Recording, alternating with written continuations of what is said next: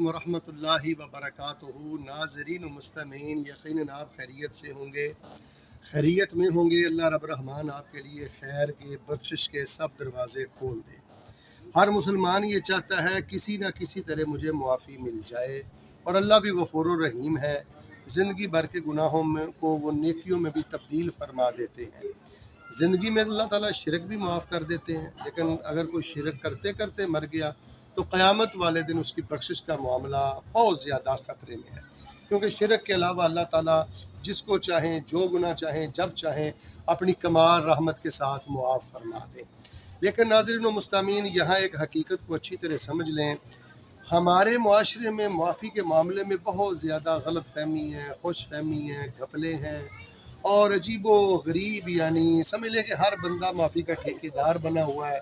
हर एक अपने अंदाज से चाहता है कि बस मेरी माफ़ी हो गई है, जबकि हमें मुआफ़ी के मामले में बहुत संजीदा होना चाहिए, शरीयत के उसूलों के मुताबिक चलना चाहिए। और जिस गुनाह की बख्शिश का जो तरीका नबी इस्लाम ने बयान कर दिया, कुरान ने बयान कर दिया, जो ख़ुद गफूरुर रहीम रब है, जो बख्शिश को पसंद करता है, जो उन्होंने बख्शिश के ज़ाब्ते उसूल हमें दिए, हमें उनके मुताबिक ही माफ़ी मांगनी चाहिए।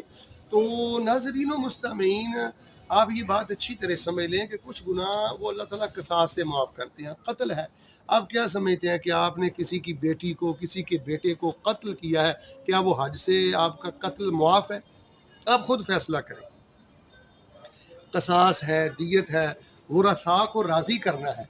अगर आप वरसा को राज़ी नहीं करते, दियत नहीं देते, और अगर आप क़िसास के लिए ख़ुद को पेश नहीं करते, उल्टा आप जज को पैसे देते हैं, वकील ख़रीदते हैं, तफ्तीशी ख़रीदते हैं, तो ख़ुद फैसला करें क्या ये आपकी मुआफ़ी है।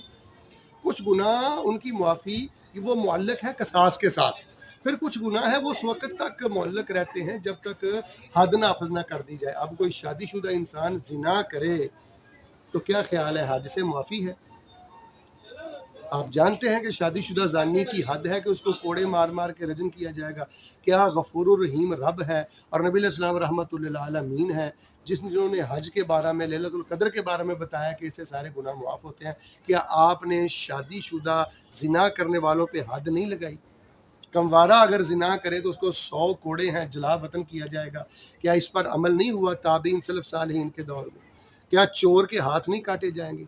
चोर आदमी लैलतुल क़द्र को माफ़ी मांग ले और चुराया हुआ माल वापस ना करे, उस पर हद नाफज ना हो, आप क्या समझते हैं?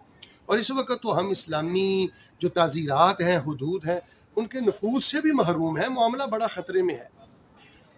अगर किसी शादीशुदा से कोई बदी बदकारी हुई है, ज़िना हुआ है, या किसी कंवारे से बदी हुई है, या किसी ने कोई चोरी वोरी का मामला किया और उस पर हद नाफज नहीं हुई, वो चिमट जाए अल्लाह के साथ, बहुत मामला ख़तरे में है।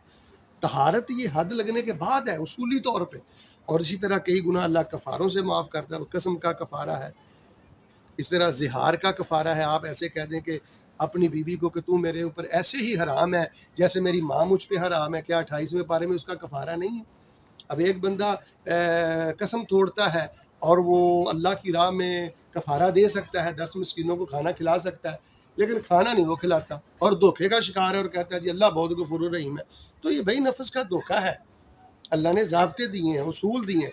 फिर अगर आपने किसी का कोई बेटी का हक मारा है, बहन का हक मारा है, जब तक आप हक वापस नहीं करते किस चीज़ की माफ़ी मांगते? आपने फरमाया अगर किसी की लाठी भी उठाई है, अगर आप लोगों ने किसी का कोई दिरहम और दिनार कपड़ा भी उठाया है, तो रसूल पाक अलैहि सलाम फरमाते हैं वो भी वापस कर दो। तो हक लुटाकर माफ़ी मांगे। फिर झूठ है या सूद है, अगर चाहे इस पर कोई कसास नहीं है, कोई हद नहीं है, लेकिन सच्ची तौबा करें, सूद छोड़ के आप अल्लाह से माफ़ी मांगे। रात को आप कहते हैं अल्लाहुम्मा ग़फ़िरली, रात को आप कहते हैं अल्लाहुम्मा इन्नका अफ़ुव्वुन तुहिब्बुल अफ़्वा फ़अफ़ु अन्नी, दिन को फिर आप सूदी मामलात करते हैं, सूदी कारोबार करते हैं। तो ये इस्तिग़फ़ारुल कज़्ज़ाबीन है। झूठ छोड़ते नहीं हैं, सूद छोड़ते नहीं हैं, सुबह की नमाज की गफलत आप छोड़ते नहीं हैं, किस चीज़ की माफ़ी है?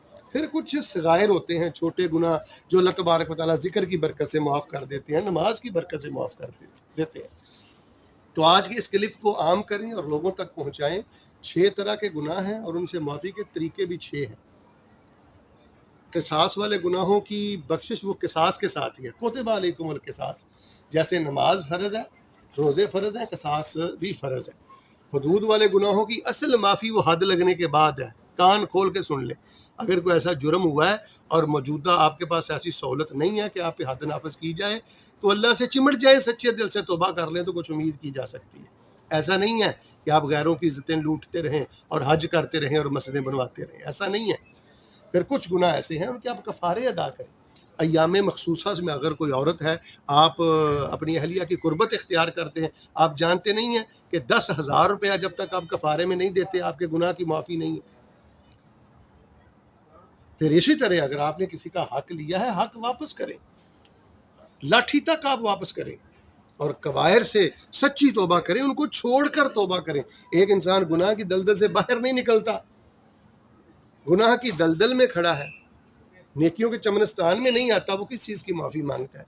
तो अल्लाह तबारक व तआला हमें मौत से पहले पहले इन चीज़ों को समझने की और अल्लाह पाक इन पे गौर करने की हमें तौफीक अता फ़रमाए। भाई बिलाशुबा अल्लाह ताला गफ़ूरुर रहीम है, अल्लाह जिसे चाहते हैं जब चाहते हैं मुआफ़ करते हैं। हम अल्लाह ताला से दुआ करते हैं कि अल्लाह तबारक व तआला हमारे सगीरा कबीरा सब गुनाहों को अपनी रहमत के साथ मुआफ़ कर दे और अल्लाह हमारे लिए खैर के दरवाज़े खोल दे। आमीन सुम्मा